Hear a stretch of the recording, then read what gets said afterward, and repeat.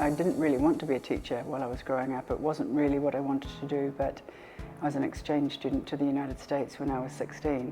And while I was there, I had to do a lot of speeches to different groups of people, including children. And I just loved it. I loved it when I was talking to the kids. And then that was sort of the beginning of it. And it was just in my blood. And I tried to leave several times, but every time I tried to leave, I just end up coming back to it. Today, Jojo's contributions have spread far and wide across the world. Her ideas that connect the purpose of education to the kind of societies we want to create and shape, that connect the purpose of education to the idea of identity, to the idea of knowing where we come from, what are our stories, are absolutely life-changing.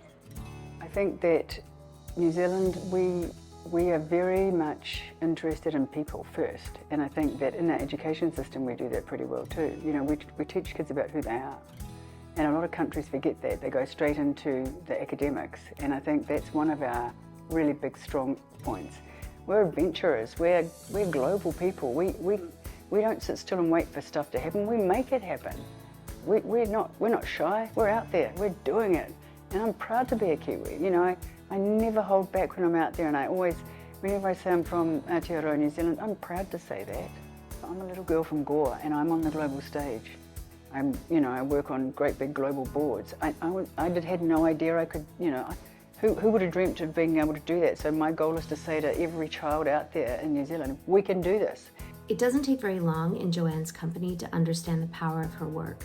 The ideas that are central to the model of contributive learning that she's developed are that everyone needs to be seen and heard and to feel agentic in the world in order for them to be able to learn and to grow.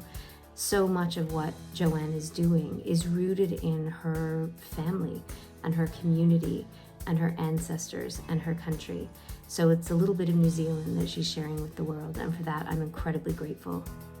Sometimes I feel like I go around the world tapping people on the shoulder saying, you can do this, it's okay.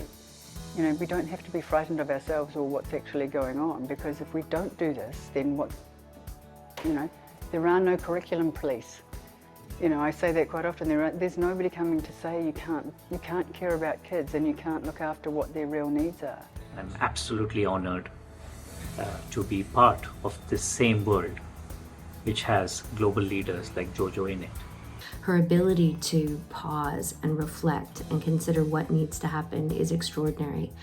I admire her greatly. She is one of my educational heroes. I cannot wait to see what the next 50 years brings.